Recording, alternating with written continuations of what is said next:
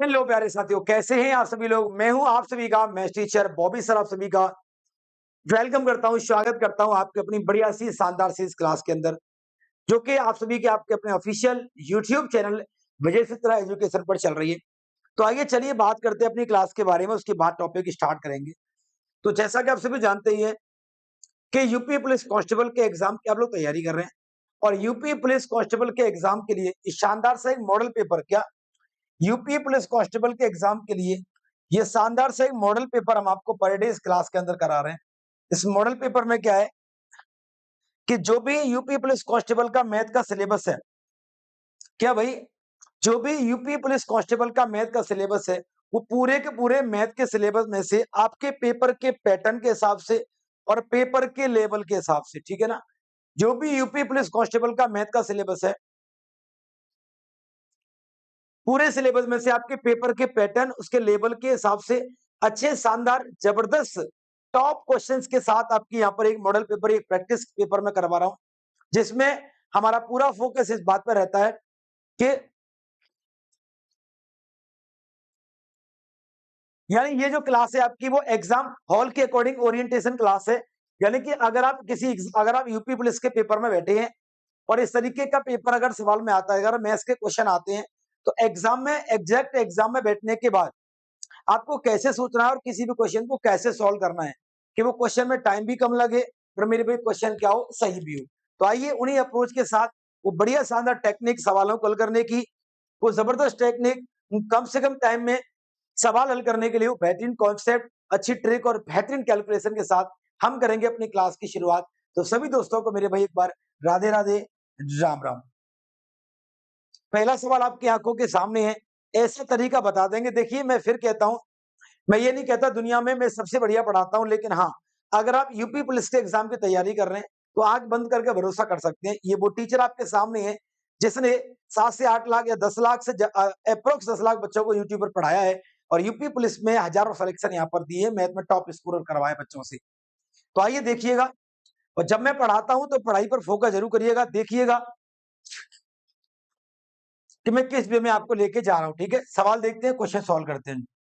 इस पूरे सवाल पर ध्यान से देखोगे तो यहाँ पर 1/2, यहाँ पर 1/2, 1/2, 1/2।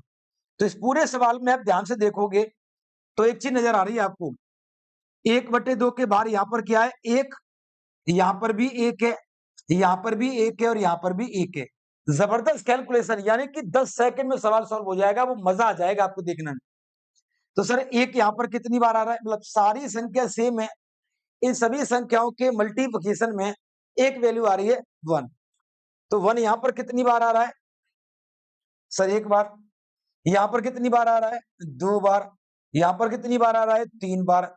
यहाँ पर कितनी बार आ रहा है, 4 बार। तो 1234 आ गया। अब आधा और आधा क्या हो गया, 1 प्लस, अब आधा और आधा क्या हो गया, 1।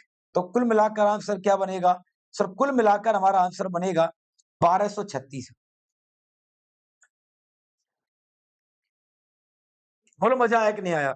मैं गारंटी के साथ कहता हूं कि अगर आप लोगों को थोड़ी भी पढ़ाई की फिक्र है, अगर अपनी पढ़ाई के प्रति थोड़ी भी डेडिकेटेड है, तो रियली में ये क्लास आपको जबरदस्त लगेगी, पसंद आएगी और आपको मजा आ जाएगा। ठीक है, आगे देखते हैं मेरे भाई अगले वाले क्वेश्चन में क्या कह रहा है। सवाल नंबर अगला,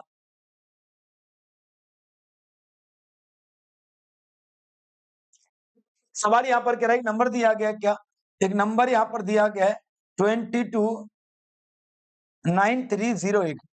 सवाल यहां पर कह रहा है क्या, 229308 में ये जो 9 यानी कि जो 9 है, उसके स्थानीय मान और अंकित मान के बीच में हमें अंतर बताना है। ठीक है, आइए क्वेश्चन क्या कह रहा है, हमें 9 का स्थानीय मान चाहिए। तो 9 के पीछे कितने संख्याएं हैं, 3 संख्या, 3 जीरो लगा देंगे। हमसे इस सवाल में 9 के स्थानीय मान और अंकित मान का अंतर पूछा है, तो 9 का स्थानीय मान क्या होगा, ये तो मेरे भाई क्या हो जाएगा,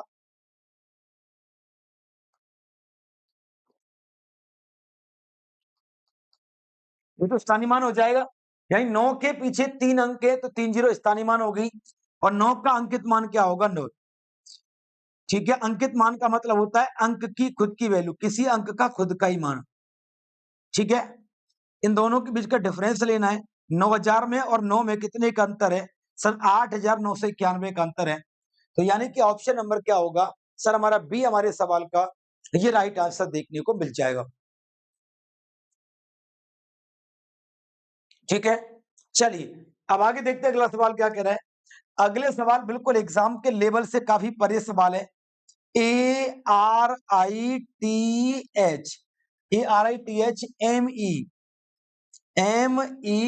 METIC ये मैथ को इंग्लिश में अर्थमेटिक, अंक गणित को इंग्लिश में अर्थमेटिक कहते हैं।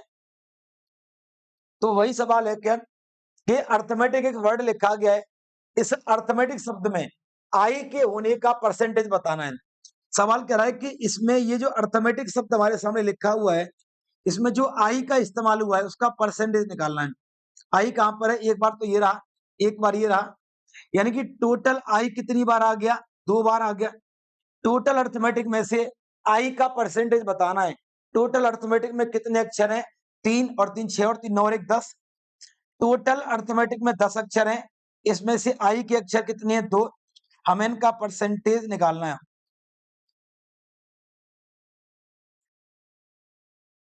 बताइए सर आई का परसेंटेज क्या होगा? 20% होगा।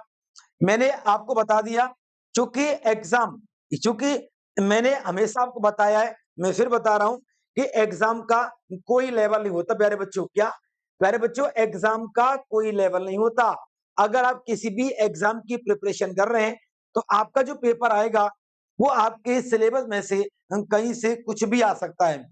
मैटर करता है कि आपको वो जो कहीं से कुछ भी पूछा गया है वो आपको ब्रेक कैसे करना, उसको आपको सवाल उनको आपको हल करना, उन्हें आपको सॉल्व करना आना चाहिए एग्जाम के नजरिए के हिसाब से। ठीक है, तो हर तरह यानी आज क्वेश्चंस का लेवल हमने और बढ़ाया।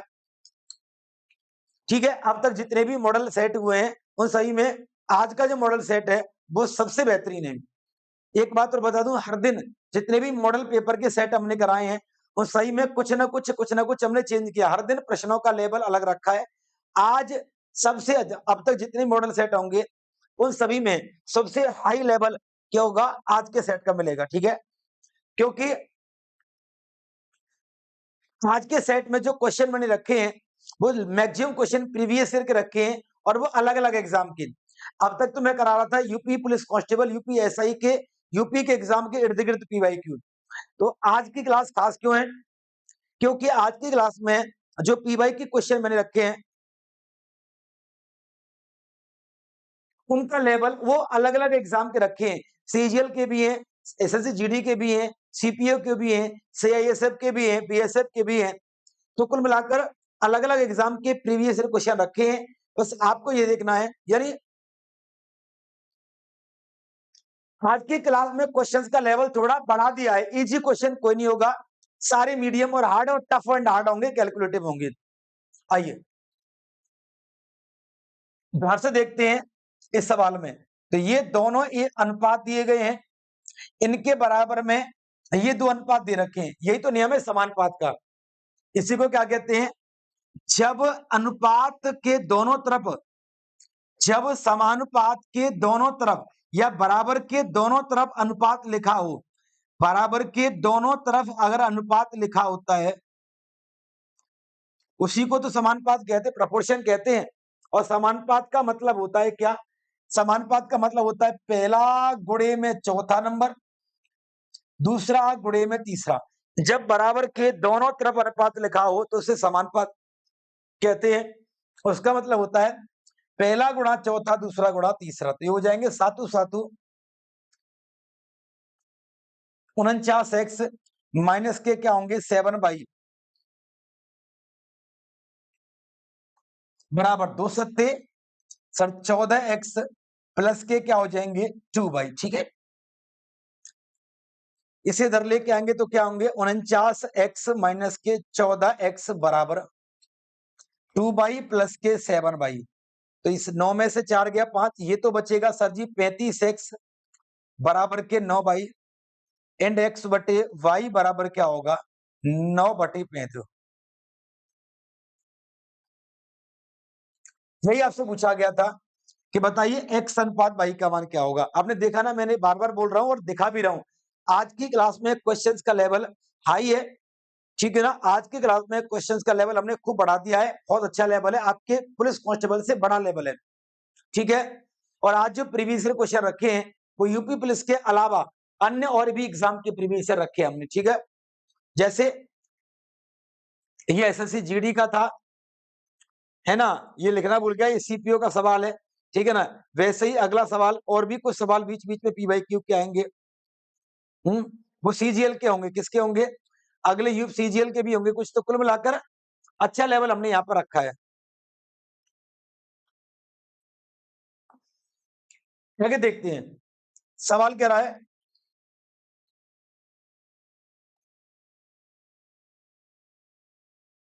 8 के प्रथम 20 गुणकों का औसत क्या होगा। पहली लाइन से सवाल कहां से छिपा हुआ है। सवाल कह रहा है कि 8 के प्रथम 20 गुणकों का औसत क्या होगा। 8 के प्रथम 20 गुणक, 8 के प्रथम 20 गुणक का मतलब है कि 8 का गुणा करना 20 तक। तो 8 का गुणा करेंगे, एक बार 8 एकम 8, फिर 8 दूनी 16, फिर 8 तिया 24, फिर 8 चौके 32, फिर 8 पंजे 40, सॉरी फिर 8 पंजे 40, और ऐसे करके ये गुणा कहां तक करना है, 20 तक। तो 8 गुणा 20 करेंगे तो क्या होगा, 20 8 160। सवाल के नाम से उत्तर है कि 8 के प्रथम 20 गुणकों का औसत क्या होगा, यानी 8 का गुणा करना है 20 तक लगातार। हमें क्या निकालना है, औसत। और औसत निकालने का जबरदस्त तरीका मैं आपको बता रहा हूं। पहला नंबर 8, लास्ट का नंबर 160 डिवाइडेड बाई 2, ठीक है। तो ये हो जाएगा क्या, 168 बटे 2, 2 अट्टे 16, 2 चौके 8, ठीक है जी। मतलब फटाफट सभी साथी बताएंगे कि सर अच्छी तरीके से हमारी समझ में क्वेश्चन आ गया नहीं आ गया। तो 8 के प्रथम 20 गुणक, गुणक का मतलब होता है मल्टीपल। देखो जरा, 8 का गुणन का मतलब क्या होता है, गुणक का गुणज,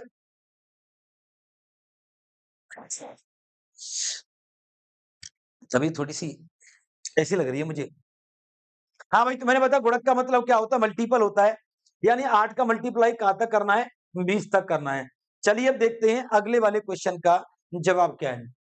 सर अगला क्वेश्चन है, 132 मीटर की और 108 मीटर की लंबी दो मालगाड़ियां हैं, समांतर पटरियों पर एक दूसरे की ओर चल रही हैं, ठीक है। एक की चाल तो मेरे भाई 32 है, एक की चाल क्या है, 40 है। सवाल क्या कह रहा था कि कोई भी दो मालगाड़ियां, ध्यान देना, कोई भी दो रेलगाड़ी है, ये इस तरीके से वो एक दूसरे की सब समांतर पटरियों पर चल रही हैं, यानी ये चल रही है इसकी तरफ और ये चल रही है इसकी तरफ। कोई भी दो गाड़ियां एक दूसरे की ओर चलने का मतलब है ऐसे चलेंगी, यानी ये चलेगी ऐसे और ये चलेगी ऐसे। अब कॉमन सेंस वाली बात है, जब दो गाड़ियां एक दूसरे की तरफ चलेंगी तो कहीं ना कहीं देखो एक दूसरे को पार करके आगे बढ़ जाएंगी। तो जब ये एक दूसरे को पार करके आगे बढ़ेंगी तो वो समय पूछा है, समय बराबर क्या होगा, दूरी बट्टे 4। दूरी क्या होगी, 132 प्लस के 108 बटे में चाल क्या होगा मेरे भाई, 32 प्लस के क्या होगा, 40। जब दो गाड़ियां एक दूसरे को पार करके आगे बढ़ेंगी, ठीक है ना, एक दूसरे को पार करके आगे बढ़ेंगी तो उनकी दूरी क्या होगी, चाल समय बराबर क्या होगा, दूरी बट्टे चाल। दूरी क्या होगी, जो गाड़ी की लंबाई है वही दूरी है, जो गाड़ी की लंबाई है सर वही क्या है, वही दूरी है। अच्छा, एक बात और बता दूं, अगर कभी भी दो चाल एक दूसरे की तरफ ऐसे चलती है तो उन्हें जोड़ेंगे, और एक तरफ चलेंगी तो उन्हें घटाएंगे, ठीक है। 132 और 140 ऊपर हो जाएगा 240, नीचे हो जाएगा 72, और नीचे गुणा कर देंगे 5/18 का। अगर कोई भी चाल किलोमीटर प्रति घंटे में दे रखी है, कल भी पढ़ाया था, किलोमीटर पर घंटे में दे रखी है, तो उसमें गुणा करेंगे 5/18 का, और वो बदल जाएगी मीटर प्रति सेकंड में। तो 18 चौके 72, 5 चौक 20 से कट जाएगा कितनी बार, 12 बार। तो ये दोनों गाड़ियां जब एक दूसरे को पार करके आगे बढ़ेंगी तो कितनी देर में करेंगी सर, सर ये 12 सेकंड में करेंगी। 12 सेकंड इस सवाल का राइट उत्तर है, ठीक है। चलिए अगला वाला क्वेश्चन देखते हैं, बिल्कुल एग्जाम के पॉइंट ऑफ व्यू से। और अगर यूपी पुलिस का एग्जाम दे रहे हो तो मेरे से लिखवा के ले जाओ कागज पे, ये आपके पेपर में आ रहा है सवाल। लाभ हानि का ये वाला सवाल ये आपके पेपर में आ रहा है। टाइप नंबर 4, टाइप नंबर 5 और टाइप नंबर 6 लाभ हानि के सर्वाधिक पेपर में पूछे जाते हैं। आइए आगे डिस्कस करते हैं कि 18 वस्तु का क्रय मूल्य। सर सवाल है 18 वस्तु का विक्रय मूल्य यानी कि सेलिंग प्राइस उसके बराबर है 15 वस्तु के क्रय मूल्य यानी कि कॉस्ट प्राइस के बराबर है। 3 6 18 और 3 5 15 कट गया। वैल्यू सॉल्व करेंगे तो आ जाएगा एसपी बटे में सीपी बराबर 5 बटे में 4। इसका मतलब क्या है सर? इसका मतलब है कि क्रय मूल्य सीपी 4 है, विक्रय मूल्य एसपी 5 है। क्रय मूल्य 4 है, विक्रय मूल्य 5 है, तो प्रॉफिट कितने का हो गया? 1 का कितने पर? 4 पर, और गुणा करेंगे 100 का। तो जो प्रॉफिट बनेगा वो कितने का बनेगा सर? वो 25% का बनेगा। 25% का प्रॉफिट हमारे क्वेश्चन का। क्यों भाई? 3 6 18 और 3 5 15 सही तो किया है। देखो गलत कर दिया हमने, 4 आ गया, 4 तो है नहीं, 6 है। लिखने में गलती हो गई हमसे, संख्या लिखने में। सवाल पूरा सही है, चिंता मत करिए, ठीक है। गलत कभी भी नहीं पढ़ाया जाएगा। आज तक कभी एक सिंगल सवाल का आंसर गलत नहीं पढ़ाया है, लेकिन ये तो एक माइनर मिस्टेक है कि 6 को गलती से मेरे दिमाग में 4 चल रहा था ये, ठीक है। तो हो जाएंगे 5 बटे में क्या होगा? 6। 6 में खरीदा और 5 में बेचा, इसका मतलब क्या हो गया? लॉस हो गया 1 का कितने पर? 6 पर, और गुणा करेंगे काय का? 100 का। तो 100 बटे 6 का सॉल्यूशन मारेंगे तो आंसर क्या बनेगा? 16 सही, 2 बटे में 3%। Answer will be B. Answer will be B. B for Bobby sir हमारे क्वेश्चन का ये सही जवाब होगा, ठीक है जी। ये हमारे सवाल का उत्तर है। चलिए आगे देखते हैं क्वेश्चन नंबर 9 का आंसर क्या होगा, ठीक है। चलिए फटाफट एक बार देखते हैं कि क्वेश्चन नंबर सर ये 9 का आंसर मेरे भाई हमारा यहाँ पर क्या होगा।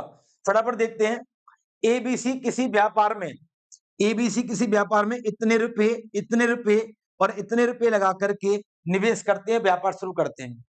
पहली बात तो यही है क्या, जब 2 या 2 से अधिक व्यक्ति कोई पैसा लगा के व्यापार में, 2 या 2 से ज्यादा व्यक्ति आपस में मिलकर के कोई पैसा लगाते हैं और मिलकर व्यापार शुरू करते हैं, है ना। तो उनका जो लाभ होता है वो उनके लगाए गए पैसे के हिसाब से बांटा जाता है। यानी 3 जीरो से गई 3 जीरो से गई 3 जीरो, तो उनके द्वारा लगाए गए पैसे का अनुपात क्या होगा? सब 13 अनुपात 17 अनुपात क्या होगा? 5 होगा। सवाल क्या कह रहा है? वर्ष के अंत में कुल लाभ 1400 का है, तो बी का हिस्सा क्या होगा? सवाल क्या कह रहा है? बी का हिस्सा बताना। बी का लाभ कितना है? 17। भाई मैंने कई बार बताया, फिर बता रहा हूं, जब 2 या 2 से ज्यादा व्यक्ति मिलकर के कोई साझे का व्यापार करते हैं, तो जिस अनुपात में वो पैसा लगाते हैं उसी अनुपात में ही उनका लाभ बढ़ता है। तो बी ने पैसा लगाया 17 के अनुपात में, तो ये भी लाभ भी क्या होगा? प्रॉफिट भी 17 के अनुपात में बांटा जाएगा। 17 से ये भी नहीं बट रहा, ये भी नहीं बट रहा, ये भी नहीं बट रहा, केवल यही बट रहा है। यानी यही ऐसा है जो 17 के अनुपात में बांटा जा रहा है। 17 चौके 68। तो हमारे क्वेश्चन का आंसर क्या बनेगा सर? ये डी हमारे सवाल का उत्तर हो जाएगा। काफी अच्छा सवाल था, इजी सवाल है, सिंपल क्वेश्चन है पर बढ़िया है। ये लीजिएगा, अनुपात समानुपात का एक और जबरदस्त और अनोखा सवाल आपकी नजरों के सामने है कि सवाल में दिया गया है कि यदि ए अनुपात बी, क्या दिया गया है? यदि ए अनुपात बी बराबर है 3:2, बी अनुपात सी बराबर है 4:5। जबरदस्त सवाल है, आइए देखते हैं। सवाल में दिया गया है ए अनुपात बी अनुपात सी। सर किस तरह दिया गया है?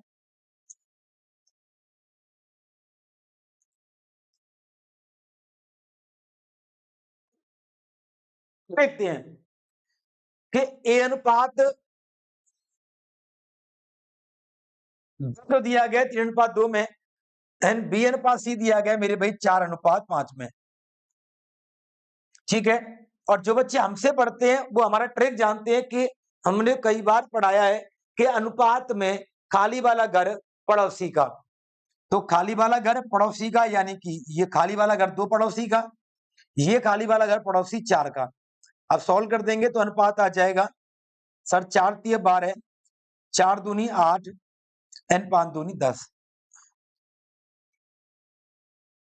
सवाल क्या पूछ रहा है, ए प्लस बी अनुपात बी प्लस सी। तो 12 प्लस 8 यानी कि 20, 10 प्लस 8 यानी कि 18। दो दाड़े के 20 और 2 नाम 18, यानी कि ए प्लस बी और बी प्लस सी का जो एग्जैक्ट रेशियो निकल के आएगा सर वो क्या आएगा, 10:9 आएगा। क्या आप इस सवाल को समझ गए? ये सवाल ये अनुपात में खाली वाला घर पड़ोसी का, इस वाले कॉन्सेप्ट पर आधारित है। ये सवाल काहे पर आधारित है? अनुपात में सर खाली घर पड़ोसी का, ठीक है ना? ये इस वाले कॉन्सेप्ट पर आधारित सवाल है। तो आइए देखते हैं सर क्वेश्चन नंबर 10 हमारा क्या कह रहा है। 10वें क्वेश्चन की तरफ चलते हैं और देखते हैं 10th नंबर क्वेश्चन हमारा यहाँ पर क्या कह रहे हैं। यदि एक दुकानदार को अपना माल क्रय मूल्य से कितने % अधिक मूल्य पर बेचना चाहिए ताकि 25 की छूट देने के बाद 12% का लाभ हो जाए।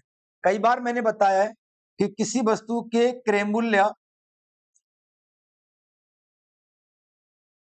पर अंकित मूल्य, यानी किसी भी वस्तु पर अगर किसी भी वस्तु पर अगर कोई भी छूट 25% छूट भी दे रखी है और उस पर कोई लाभ भी दे रखा है, तो उसके अंकित क्रय मूल्य और अंकित मूल्य सीपी और एमआरपी में एक रिलेशन होता है।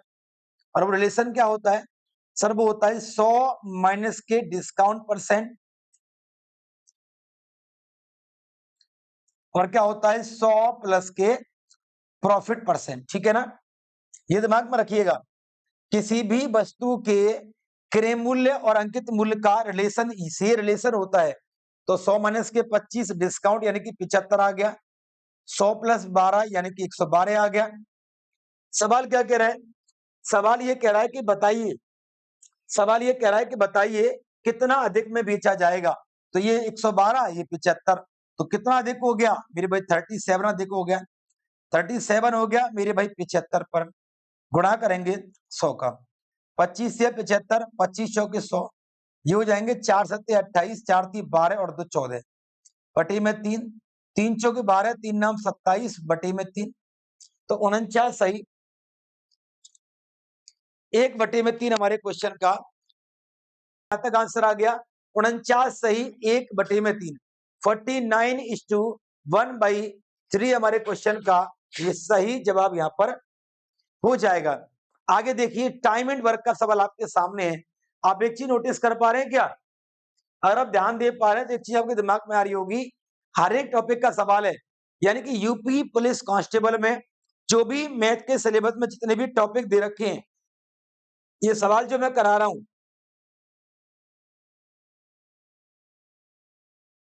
वो हर एक टॉपिक से लिया गया सवाल है। हर एक प्रत्येक टॉपिक से सवाल लिया है मैंने। चलिए आगे सवाल क्या कह रहा है सर? ए बी सी, आप तो सॉल्यूशन देखना कि अलग अलग जिस तरीके से भाई पेपर कैसे आता है। अरे पेपर में किसी एक टॉपिक से सवाल थोड़ी आते हैं, गणित में से हर टॉपिक से सवाल मिक्स क्वेश्चन आते हैं। तो आपको ये देखना है मिक्स क्वेश्चन को हमें सॉल्व कैसे करना है। ए किसी काम को 12 दिन में करता है, सर बी 15 दिन में करता है, सर सी 20 दिन में करता है। तो सबसे पहले हम निकालेंगे इन तीनों का मेरे भाई टोटल वर्क, और इनका टोटल वर्क क्या होगा? इनका एलसीएम यानी 60 होगा। काम करने की क्षमता क्या होगी? 12 पंजे 60, 15 चौके 60 और 20 तिया 60। सवाल कह रहा है कि तीनों मिलकर काम को कब करेंगे? काम टोटल कितना है मेरे भाई? 60। सवाल कह रहा है कि तीनों मिलकर काम को कब करेंगे? तीनों मिलकर के काम करेंगे। तीनों की क्षमता क्या है? 5 और 4 9 3 12। तो तीनों मिलकर के काम को कब खत्म करेंगे? सर 5 डेज में करेंगे। ठीक है, ये हमारे क्वेश्चन का राइट आंसर है। एक और देखिए, आपका यूपी पुलिस के लेवल से बहुत ऊपर है सवाल, बहुत तगड़ा लेवल दे दिया मैंने आपको आज, ठीक है ना?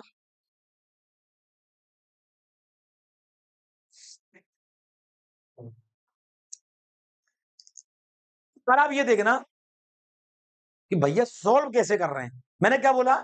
ये एसएससी का लेवल दे दिया मैंने आज क्वेश्चंस में, लेकिन आप सॉल्यूशन देखना इसके। पी बराबर क्या दिया गया है? 5 माइनस के 2 अंडर रूट 6 दिया गया है। मेरी बात को बड़े ध्यान सुनिएगा, ठीक है। अगर p बराबर के दिया गया है 5 माइनस के 2 अंडर रूट 6, अगर मैं इस p को उल्टा कर दूं 1 अपॉन p कर दूं तो इसका मतलब हो जाएगा 5 प्लस के 2 अंडर रूट 6। इसे कहते हैं वर्गमूल का संयुग्मी, रूट का संयुग्मी। अगर किसी भी संख्या, किसी भी प्रश्न मतलब किसी भी चीज की कोई एक वैल्यू दे रखी है रूट के अंदर, अगर हम उसे उल्टा कर देंगे तो उस उल्टे का मतलब हो जाएगा उसका इनवर्स यानी कि उसका संयुग्मी, और संयुग्मी में वर्गमूल का चिन्ह बदल जाता है। अपन जोड़ते हैं p प्लस 1 अपॉन पी, यानी कि अगर मैं इन दोनों को ऐड करता हूं तो p प्लस 1 अपॉन पी आ जाएगा, यहां से ये कट जाएगा तो 5 और 5 क्या आ जाएगा 10।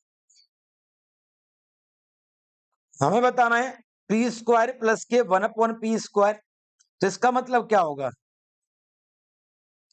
10 का स्क्वायर कर देंगे और स्क्वायर को माइनस कर देंगे, तो आंसर क्या बनेगा सर 98 बनेगा। ये हमारे क्वेश्चन का जवाब है। जबरदस्त तरीका है।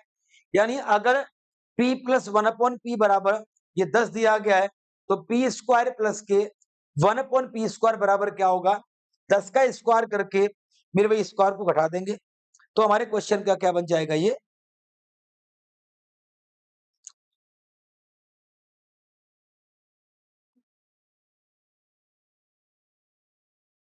आंसर बन जाएगा। ठीक है, अब चलिए आगे देखते हैं मेरे भाई, इस अगले वाले क्वेश्चन को फटाफट देखेंगे।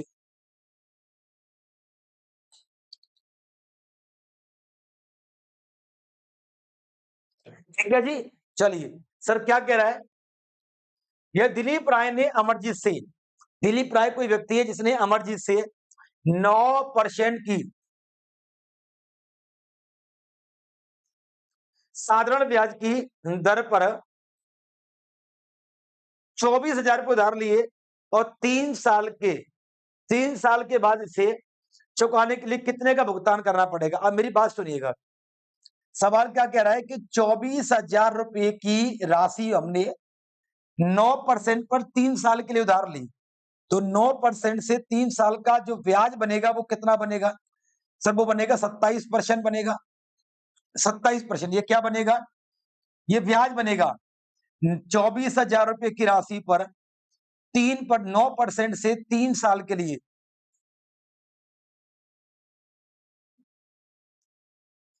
ये क्या बनेगा, तो आप बोलेंगे सर ये साधारण ब्याज बनेगा, सिंपल इंटरेस्ट बनेगा। ठीक है सर, हमें क्या बताना है, हमें बताना है कि टोटल चुकाई गई राशि, अगर 24,000 रुपए की राशि पर 27% हमारा साधारण ब्याज लगेगा तो टोटल चुकाई की राशि क्या होगी सर, टोटल चुकाई की राशि होगी हमारी 127% होगी। क्यों भाई, कॉमन सेंस की बात है, अगर 9% से 3 साल का ब्याज 27% है तो चुकाया गया टोटल पैसा क्या हो गया 127% होगा।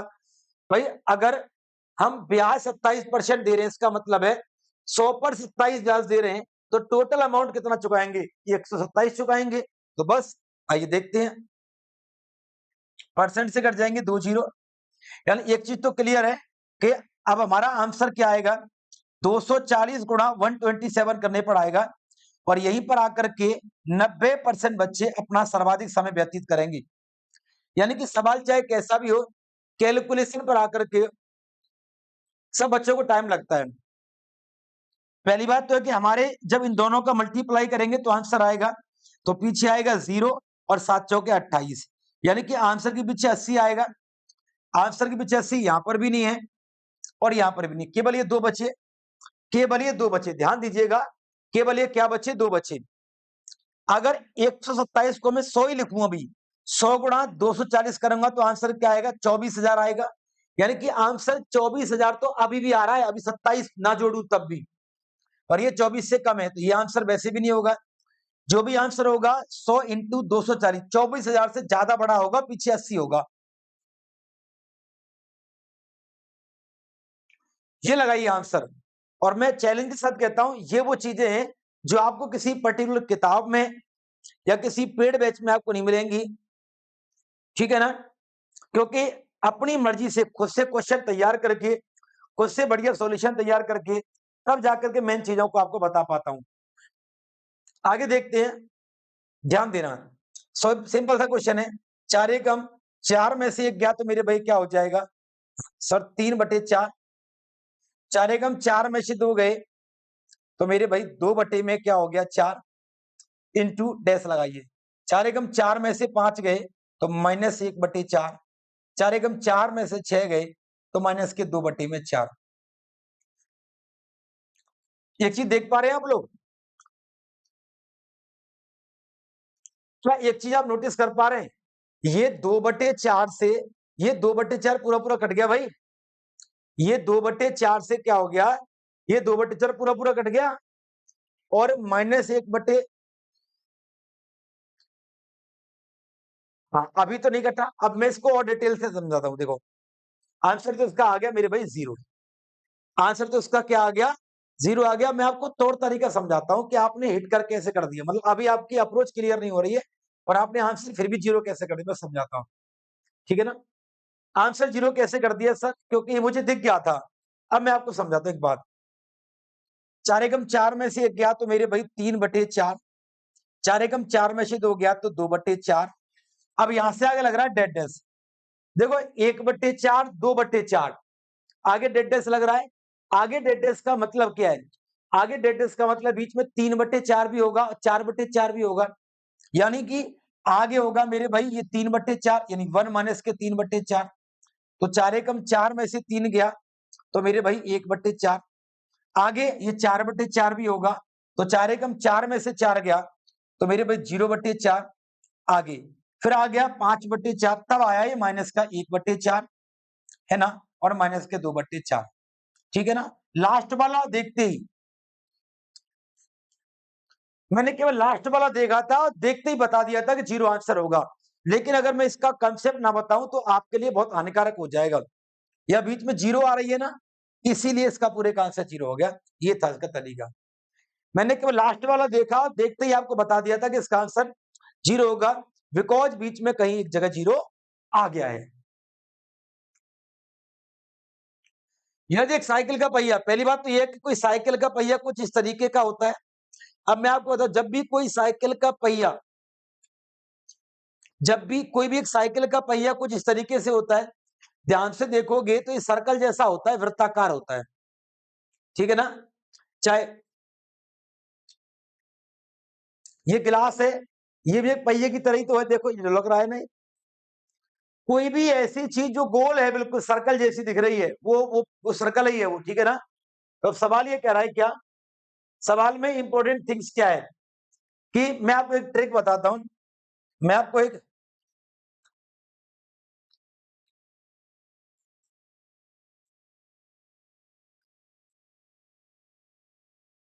ट्रिक बता रहा हूं। ट्रिक क्या है?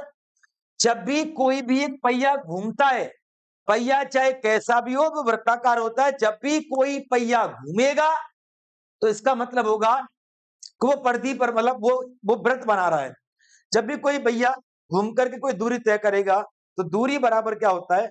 सिर्फ परिधि गुणे में चक्कर। दूरी कितनी तय हो रही है मेरे भाई? 11 किलोमीटर। परिधि 2 गुणे में 22 बटे में 7 गुणे में 8 गुणे में चक्कर कितने हो गए सर जी? 7000।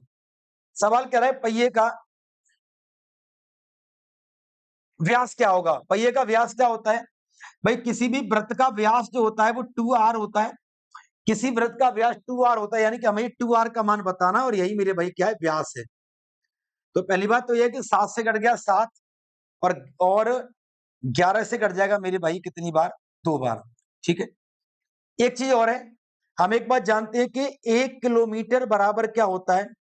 सर 1000 मीटर होता है और 1 मीटर बराबर होता है मेरे भाई 100 सेंटीमीटर। एक चीज मेरे दिमाग में और आ गई, अगर मैं किलोमीटर को मीटर में बदलूंगा तो 1000 से 1000 कट जाएगा। मीटर को सेंटीमीटर में चेंज करूंगा तो 2 से 50 बार कट जाएगा। तो 50 बराबर क्या बना? 2r बना और ये सेंटीमीटर में बना। तो ऑप्शन क्या होगा? ये 1 होगा। ठीक है? 50 मेरे भाई क्या बना? सेंटीमीटर में बना। 2r सेंटीमीटर में बना और 50 बना। तो 2r यानी कि व्यास की वैल्यू क्या होगी? 50 हो जाएगी।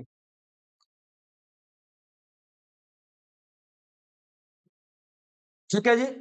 अब आगे देखते हैं अगला क्वेश्चन यहाँ पर क्या कह रहे हैं। क्वेश्चन नंबर 16 में हमारा ये क्या है? क्वेश्चन नंबर 16 है। हमने बताया है कि हमारा 20 क्वेश्चन का टारगेट रहता है कि हम आपको इसी 1 घंटे की क्लास में 20 क्वेश्चन कम से कम करवा दें, लेकिन मैं हर दिन आपको 30 क्वेश्चन करवाता हूँ। क्यों? क्योंकि 1 घंटे में 20 क्वेश्चन का टारगेट हमारा होना चाहिए पढ़ने के हिसाब से, लेकिन मैं 30 करवाता हूँ। क्यों? क्योंकि धीरे-धीरे हम चीज़ों को सीखते हुए जा रहे हैं, लेवल को बढ़ाते हुए जा रहे हैं और किसी भी एक क्लास के अंदर हम जितने ज़्यादा क्वेश्चन पढ़ लेंगे, उतने कम है, उतने कम ही है भाई हमारे लिए।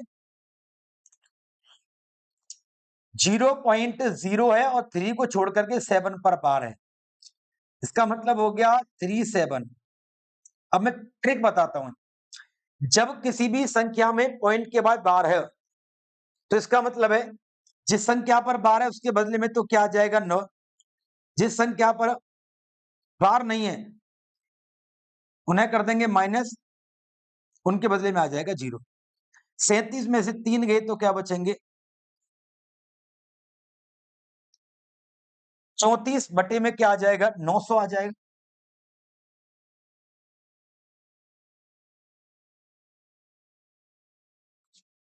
अब ये देखो क्या ये नंबर कट रहा का होते 2 से कट रहा मेरे भाई 17 दूनी 34,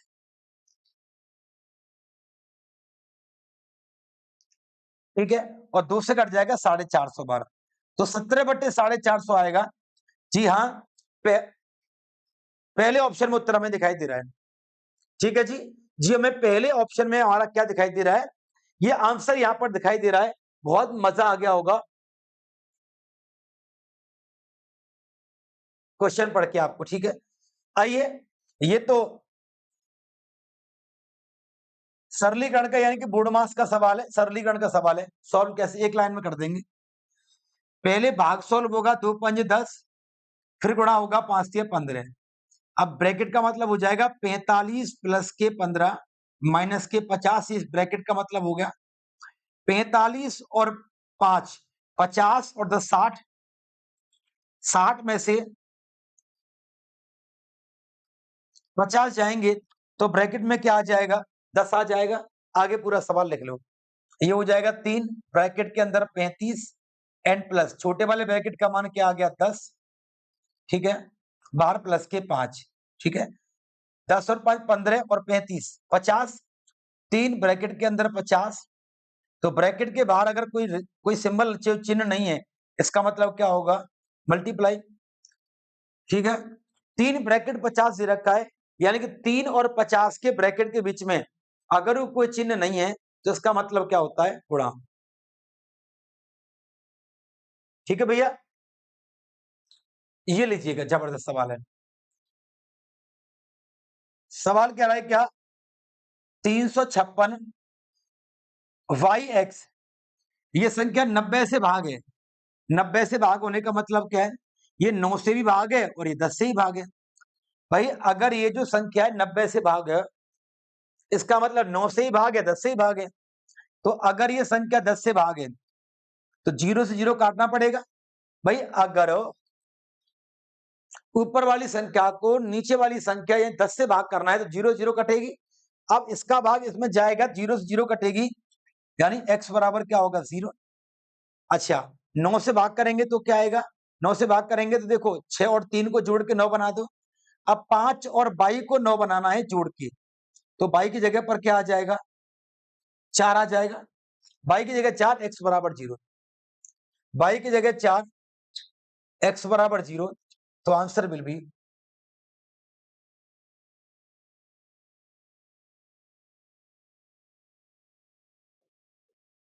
4। ठीक है,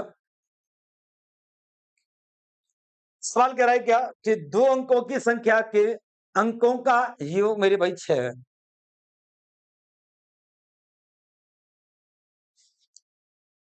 सवाल कह रहा है कोई भी 2 अंकों की संख्या के अंकों का योग 6 है। बहुत बढ़िया सवाल है। यदि उनके अंकों को पलट दिया जाए तो प्राप्त संख्या मूल संख्या के दुगने से 6 कम हो जाती है। ठीक है, सवाल कह रहा है कि कोई भी 2 अंकों की संख्या के अंकों का योग 6 है, इसके क्रम को पलट देंगे, पलट के क्या कर देंगे उल्टा कर देंगे 42, है ना। तो जो प्राप्त संख्या है मूल संख्या के दुगने से 6 कम है। इसके दुगने से 24 का दुगना, 24 का दुगना क्या होगा मेरे भाई 48। क्या ये 48 से 6 कम है? मजा आ गया ना, आनंद ही आ गया एकदम गति। मेरा भी डांस करने का मन कराया। क्यों?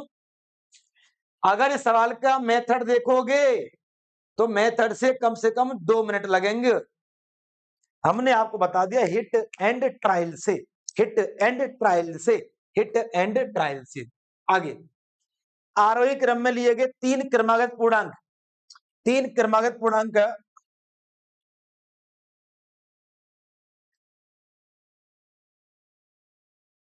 3 क्रम पूर्णांक है कौन कौन सा? सर एक तो मेरे भाई x है, एक x प्लस के 1 है, और एक मेरे भाई x प्लस के 2 है। ठीक है, इन्हें गुणा करना है 2 से, 3 से और 4 से, तो इनको जोड़ने पर 74 आएगा। ये सवाल ने बोला है, इन्हें जोड़ने पर क्या आएगा? 74 आएगा।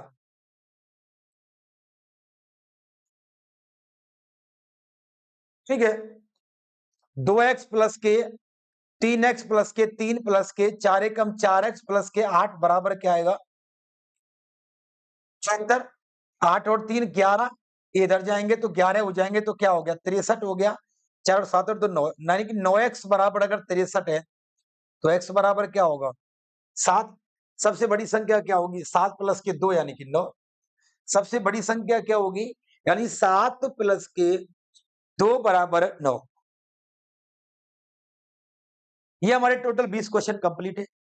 इस क्लास के अंदर हमारा टारगेट रहता है कि 20 क्वेश्चन इस 1 घंटे क्लास में कर लिए जाएं, अच्छे अच्छे बढ़िया बढ़िया शानदार सवाल, जिससे कि इन 20 सवालों में, क्योंकि आपके लगभग 19-20 टॉपिक आपके सिलेबस में, तो हर एक टॉपिक से एक एक सवाल लेकर के आपके इन 20 सवालों में पूरे सिलेबस का एक रिवीजन कर दिया जाए, शॉर्ट रिवीजन। लेकिन चूंकि हम सीख रहे हैं सवालों को कम से कम टाइम में, क्या चूंकि हम क्या सीख रहे हैं, कम से कम टाइम में ज्यादा से ज्यादा सवालों को हल करने की टेक्निक सीख रहे हैं, तो हम इस 1 घंटे क्लास में 20 की जगह कुछ ज्यादा क्वेश्चन कर रहे हैं। ठीक है, चलिए सवाल है कि a माइनस के 1/a बराबर 3 हो। ठीक है, अगर हमसे पूछा जाता कि a का स्क्वायर प्लस 1/a स्क्वायर क्या होगा, तो हम इस 3 का स्क्वायर कर देते हैं, स्क्वायर को जोड़ देते हैं। 3 तिया 9 प्लस के 2 बराबर क्या हो जाता? 11। लेकिन अगर हमसे पूछा जाता कि हमसे इसका क्या किया गया? वर्ग किया गया। अगर मैं इसका घन कर दूं, भाई a का वर्ग किया गया तो a स्क्वायर आ गया। अब a स्क्वायर का घन करूंगा तो a की पावर 6 आ जाएगा। क्यों? a स्क्वायर का क्यूब करूंगा तो ये तो a की पावर 6 बनेगा। आप कहोगे सर क्या बात है, मजा आ गया, है कि नहीं है? बिल्कुल सही है। अगर इसका घन करूंगा तो घन का मतलब हो जाएगा a की पावर 6 बराबर 1/a की पावर 6। कैसे करेंगे? ये जो आंसर आया इसका क्यूब कर देंगे और माइनस कर देंगे दोनों का मल्टीप्लाई, यानी कि 1331 माइनस के 33, 11 में से 3 गए तो 8, 12 में से 3 गए तो 9, 1298।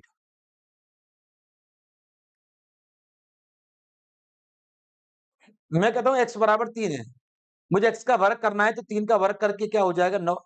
अब मुझे x का जो वर्ग है इसका क्यू करना है, तो 9 का क्यू कर दूंगा तो क्या हो जाएगा? 729।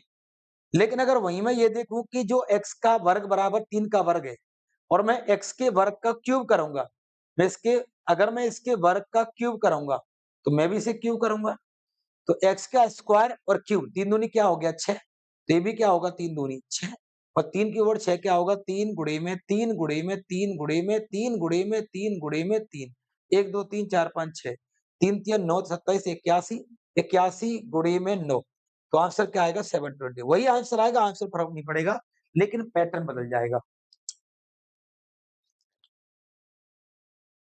ठीक है जी, आगे देखिए यूपी कांस्टेबल 2024 का सवाल है।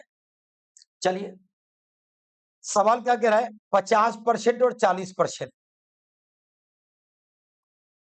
50% और 40% की तो क्रमिक छूटों की एकल छूट बतानी है। क्या बतानी है? एकल छूट। ये मोस्ट इंपोर्टेंट सवाल है।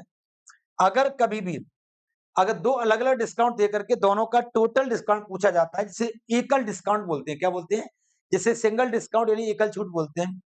तो एकल छूट कैसे निकालेंगे?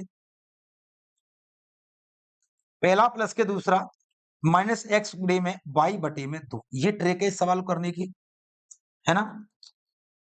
यानी 50 प्लस के 40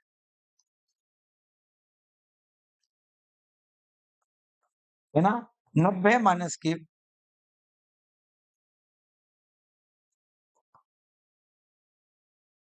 जब दो अलग अलग डिस्काउंट दे करके दोनों का टोटल डिस्काउंट पूछा जाए तो उसे सिंगल डिस्काउंट एकल बट्टा बोलते हैं, और ये एकल बट्टा को निकालने की गजब की ट्रिक होती है।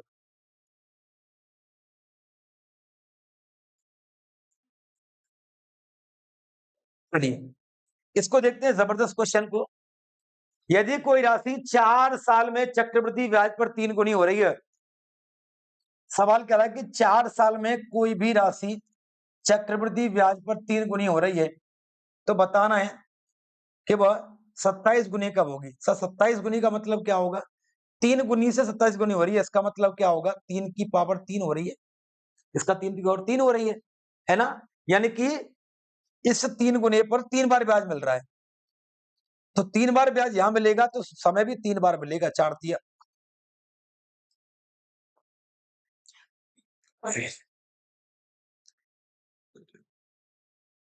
ठीक है बेटा, जो राशि 3 गुनी थी वो 27 गुनी हो गई, यानी राशि पर 3 की पावर 3, यानी कि 3 पर 3 बार ब्याज मिल गया। अगर ब्याज 3 बार मिलेगा तो समय भी 3 बार बदलेगा। 3 बार का मतलब है 4 साल प्लस 4 साल प्लस 4 साल, यानी कि ठीक है। करिए अगला क्वेश्चन। मैं जरा पानी, बस गिलास में पानी ले लेता हूं क्योंकि मेरे पास कोई है नहीं। एक गिलास पानी में ऑलरेडी पी चुका हूं। ओके, चलिए फटाफट बताइए जल्दी से अगले वाले क्वेश्चन का जवाब क्या है। ठीक है, बोले में हल्की सी प्रॉब्लम नजर आ रही है। चलिए सवाल क्या कह रहा है?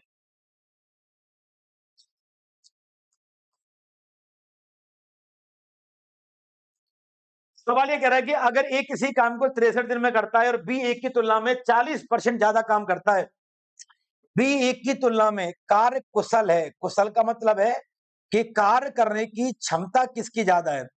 ए 100 काम करेगा तो बी करेगा 140, तो 20 पंजे 100 और 20 सत्ते 140, यानी अगर एक एक काम करने की क्षमता 5 है तो बी की क्या होगी? 7। एक काम को 63 दिन में करेगा, एक काम को 63 दिन में करेगा तो 5 गुणा 63 वर्क यानी कि काम करेगा। ये काम बी से कराना है तो बी का भाग कर दो 7 का, 7 ग्राम 63 9 पंजे 45 दिन में करेगा। तो ये हमारे क्वेश्चन का जवाब होगा 45। ये भी 2024 का सवाल है, यूपी कांस्टेबल का।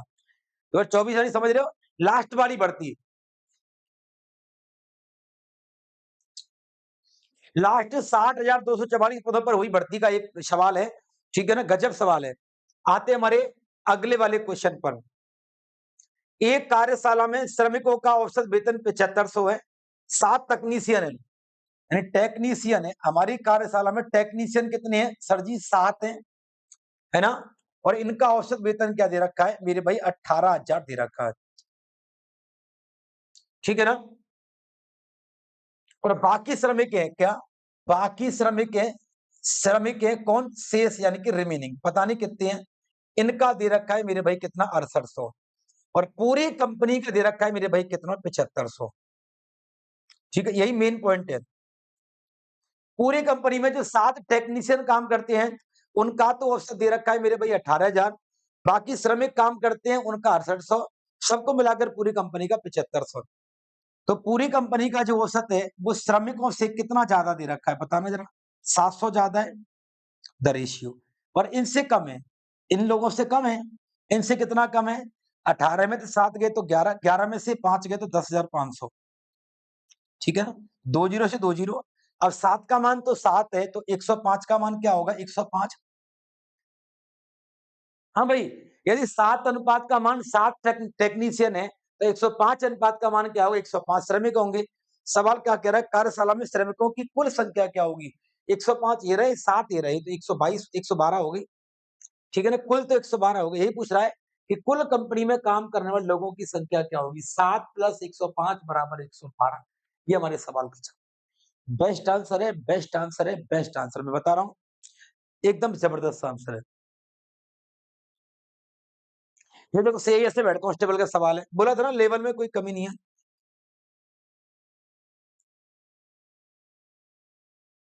सवाल कह रहा है कि इन चारों को समानुपाती बनाना है, तो बताओ इनमें क्या जोड़ना पड़ेगा। गजब का तरीका बता दूं, धुआं धुआं पूरी दुनिया से अलग। इन सभी में जोड़ करके कुछ जोड़ना है, इसे पकड़ लो, और समानुपाती बनाना है। तो पहला और दूसरा तीसरा इनको ले लो। पहला गुणा चौथा यानी कि 39 गुणे में 10 माइनस दूसरा गुणे में तीसरा ले लिए। इन्हीं को जोड़ दो, 39 प्लस 10 यानी कि 49, इन्हीं को जोड़ दो यानी कि 51। ऊपर हो जाएगा 390, मत करिए। तो नीचे कितना बचा, नीचे बचा मेरे भाई 2 बचा। अब नीचे 2 बचा, 2 से इसे काट देंगे 5 बार, इसे काट देंगे 21 बार। ये तो हो जाएंगे 5 नम 45, 5 15 4 19 माइनस के 21 नमा 189। 195 में से 189 घटा दो, कितने बचे बताइए, बताओ कितने बचे। 9 6 15 6 बचे, तो यही आंसर है।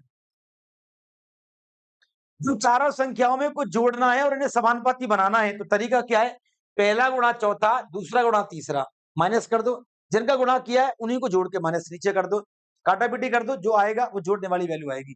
6 जोड़ा जाएगा और ये समानुपाती बन जाएंगे। ठीक है, 6 जोड़ा जाएगा और ये समानुपाती बन जाएंगे। चलिए अब आगे देखते हैं।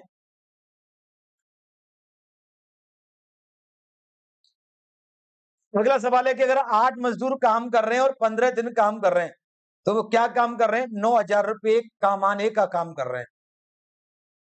तो 7 दिनों में कितने मजदूर काम करेंगे कि रुपया कितने कमा लेंगे, सर वो 6300 कमा लेंगे, ऐसा हमसे पूछा गया है। तो 2 जीरो से गया 2 जीरो, 7 नाम 63, 9 दाड़े के 90, 15 अट्ठे 120 बटे में 10, यानी कि मजदूरों की संख्या क्या आ गई, 12 आ गई। ये भी सही है, ऐसे हेड कांस्टेबल का सवाल है। मैंने बोला ना आपको, अभी मैंने बोला था आपको, भाई बार-बार बोलता हूँ कि आज की क्लास का लेवल बहुत टॉप रखा है हमने क्वेश्चन का। एक व्यक्ति और उसका पुत्र यानी कि फादर और सन, इन दोनों की उम्र का जो अनुपात है मेरे भाई 7 अनुपात कितना है, 4 है। एक व्यक्ति उसके पुत्र की वर्तमान आयु का योग 55 साल है, दोनों की उम्र क्या होगी, 11। 11 का मान क्या दे रखा है, 55 साल, यानी कितने गुना, 5 गुना। तो ये हो जाएंगे 5 गुना यानी कितने का मेरे भाई, 20 साल का। ये हो जाएगा मेरे भाई 5 गुना यानी कि 35 साल का। सवाल कर रहा है कि 6 साल बाद इनकी उम्र का अनुपात क्या होगा। 6 साल बाद पूछ रहा है, 6 यहाँ जोड़ दो और 6 मेरे भाई यहाँ जोड़ दो, 6 यहाँ जोड़ दो, ठीक है ना। तो 35 6 कितने का होगा, 41 का। 20 और 6 कितने का होगा, 26 का।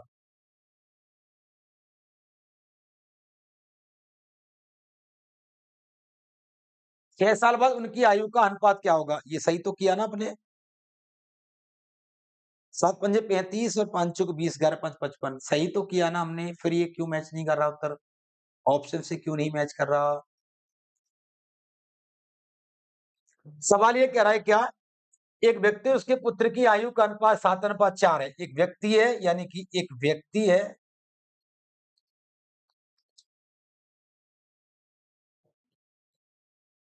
7:4 है। इसकी उम्र 7, इसकी अनुपात 4, तो 7 और 4 क्या होगी मेरे भाई, 11। अच्छा, लफड़ा ये है कि इनकी औसत आयु 55 है, तो वो वहीं कर देते बन, औसत 55 है ना, तो कोई नहीं, इनकी उम्र कर दो 55 इंटू के 2। तो 11 5 55, 5 दूनी 10, यानी कि कितने गुना, 10 गुना। अब 10 गुना करेंगे तो 40, सब 10 गुना करेंगे तो मेरे भाई 70। 6 यहाँ जोड़ दो, 6 यहाँ जोड़ दो, आंसर क्या आ गया, 46। आंसर क्या आ गया, 76। 2 से कट जाएंगे 38 बार और 2 से कट जाएंगे 23 बार। जल्दी करने का ये नुकसान है, ठीक है ना। एक चीज आपने देखी होगी, आज विश्वास करके आंख बंद करके पढ़ा करिए, आज तक एक सिंगल क्वेश्चन कभी गलत नहीं पढ़ाया है कि एक सिंगल क्वेश्चन गलत पढ़ा दिया हो, ठीक है कि नहीं है। लेकिन कभी कभी हम जल्दबाजी कर देते तो ये हो जाता है क्वेश्चन पूरा हिट नहीं हुआ हमसे, हमने औसत वाले शब्द को छोड़ दिया और पूरा सवाल कर दिया। कोई बात नहीं, आपने एक चीज सीख ली, अगर औसत नहीं होता तो वही आंसर होता, अगर औसत नहीं होता तो क्या होता, वही आंसर होता। औसत की वजह से सवाल बदल गया, तो औसत की वजह से कर दिया हमने, कोई फर्क नहीं पड़ता, कोई दिक्कत नहीं है, ठीक है। जीडी का सवाल लीजिए। एक आयत का विकर्ण 10 है, ये कोई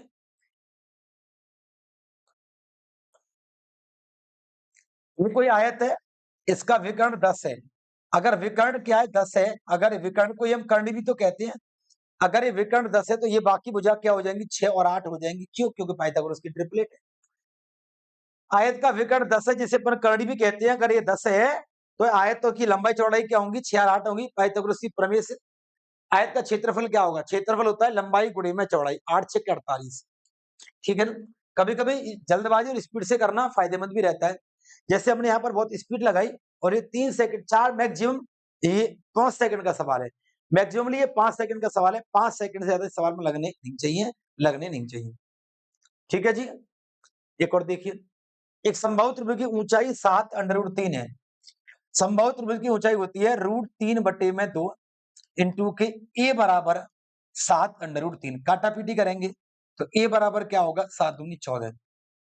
हमसे पूछा गया क्षेत्रफल क्या होगा, √3/4 इंटू के ए स्क्वायर, यानी कि 14 गुणी में क्या होगा, 14। तो 2 से 2 दूनी 4, 7 बार, 2 से 7 बार, तो आंसर आ जाएगा 49 √3। ये लीजिएगा आंसर क्या हो गया, सी की तरफ चला गया। ठीक है, ठीक है भाई। तो ये लीजिएगा आंसर हमारा चला गया, किसकी तरफ चला गया सर, आंसर हमारा चला गया ये ऑप्शन नंबर, ये सी की तरफ हमारा आंसर चला गया। आगे, एक ऐसे समबाहु त्रिभुज का क्षेत्रफल बताओ जिसकी भुजा 16 है। ठीक है, क्षेत्रफल क्या होता है, √3/4 गुणे में ए स्क्वायर, यानी कि 16 गुणे में क्या होगा, 16, 4 चौके 16 और 16 चौके 64 √3 होगा। ये लीजिएगा आंसर हमारे क्वेश्चन खत्म। ये देख लो, एसएससी फेस 11 का सवाल है 2024 का, सारे सारे लेटेस्ट क्वेश्चन मिलेंगे। मैं जब भी किसी क्लास में, मतलब मेरी क्लास में मैं पीवाई के क्वेश्चन कराता हूँ, तो पीवाई के क्वेश्चन सारे क्या होते हैं, लेटेस्ट होते हैं, कोई भी पुराना बहुत ज्यादा नहीं होता। शांत जल में नाव की चाल 20 किलोमीटर पर घंटा है। नाव का मतलब हो गया एक्स बराबर क्या दे रखा है, 20 किलोमीटर पर आवर नाव। ठीक है ना, ठीक है। तो धारा को हम क्या मान लेंगे, 22 किलोमीटर पर आवर मान लेंगे। तो सवाल क्या कह रहा है, नाव धारा के प्रतिकूल अनुकूल जाएगी तो इतने इतने का समय लेगी, गति क्या होगी। पहली बात तो ये है क्या, अगर नाव धारा के अनुकूल जाएगी तो चाल हो जाएगी मेरे भाई 20 प्लस के वाई, और प्रतिकूल जाएगी तो 20 माइनस के वाई। हम एक बात जानते हैं कि वो कह रहा है कि अनुकूल जाने का जो समय है वो 3 घंटे का, प्रतिकूल का 4 घंटे का। अनुकूल जाने का समय कितने का है मेरे भाई, 3 घंटे का, और प्रतिकूल का 4 घंटे का। तो बस निकाल दीजिए सॉल्व। 20 60 प्लस के 3 बाई बराबर 20 चौके 80 माइनस के 4 बाई। इधर उधर करूंगा तो क्या होगा, ये हो जाएंगे मेरे भाई 3 बाई प्लस के 4 बाई बराबर 80 माइनस के 60, यानी कि 7 बाई बराबर 20, तो बाई बराबर क्या होगा, 20/7। यानी कि बाई का मतलब है धारा, धारा का मतलब है क्या, स्ट्रीम की चाल क्या होगी, बताइए धारा की चाल क्या होगी सर, धारा की चाल क्या होगी, 20/7 होगी। हो गया आंसर खत्म। बहुत सिंपल से कॉन्सेप्ट के साथ सवाल हमने बता दिया आपको। ठीक है, आज का अंतिम सवाल है और क्वेश्चन नंबर 33 है। हम 20 सवाल करते हैं और हमने 33 कर लिए। 3 क्रमागत सम संख्याओं का औसत 10 है। ये 3 संख्या, ये पहली, दूसरी, तीसरी। कई बार मैंने एक चीज बताई है, जो संख्या बीच में आ रही है ये तो मेरे भाई क्या है, औसत है। तो ये क्या 10 है, अगली वाली 12 है, और अगली वाली क्या होगी, 8 सम संख्या। तो तीसरी संख्या पहली से कितने % ज्यादा है, तीसरी संख्या पहली से कितनी ज्यादा है सर, 4 ज्यादा है 8 से, यानी कि सर आधी ज्यादा है। आधी का मतलब होता है 50%।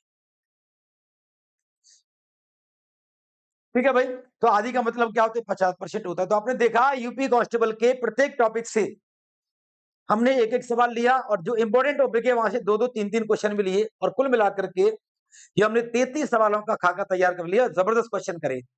आपने देखा किसी भी सवाल को हल करने का बेस्ट अप्रोच, बेस्ट कॉन्सेप्ट एक हमने जाना। इसके साथ साथ आपको बता दूं कि मात्र 45 डेज का, मात्र 45 डेज का रिवीजन बैच हमने बनाया है यूपीपी के एग्जाम के लिए। अगर आप यूपी प्लस के एग्जाम की तैयारी कर रहे हैं, कम टाइम में रिवीजन करना है, तो मात्र 149 रुपीज का ये 45 दिन का रिवीजन बैच आप जरूर ज्वाइन करें। इसमें आपको 45 वीडियो रिकॉर्डेड लेक्चर क्लास आपको मिलेंगी, 15 फुल लेंथ आपको टेस्ट आपको मिलेंगे, 5 ऑल यूपी रैंक टेस्ट मिलेंगे, आपको नोट्स मिलेंगे क्लास के, आपको डाउट सेशन भी दिया जाएगा। तो मात्र ₹149 में कंप्लीट रिवीजन आपको मिल रहा है ना? और एक बढ़िया शानदार से बैच में, ठीक है कि नहीं है? इस क्लास के डिस्क्रिप्शन बॉक्स में आपको हमारी वेबसाइट यानी कि विजय सूत्र के एप्लीकेशन का लिंक दिया गया है, उस पर क्लिक करें, अपने आप को रजिस्टर करके जॉइन करें। पढ़ाई संबंधी बहुत सारी अच्छी-अच्छी चीज़ें आपको वहाँ पर मिल जाएँगी। ये सेशन कैसा लगा? एक बार इस वीडियो को लाइक करना, शेयर करना और कमेंट करके बताना कि क्लास आपको कैसी लगी। सब्सक्राइब कर देना भाई चैनल को, ताकि आपको हमारी सभी क्लासेस का वीडियो का नोटिफ़िकेशन मिलता रहा करे। Thank you. Bye bye.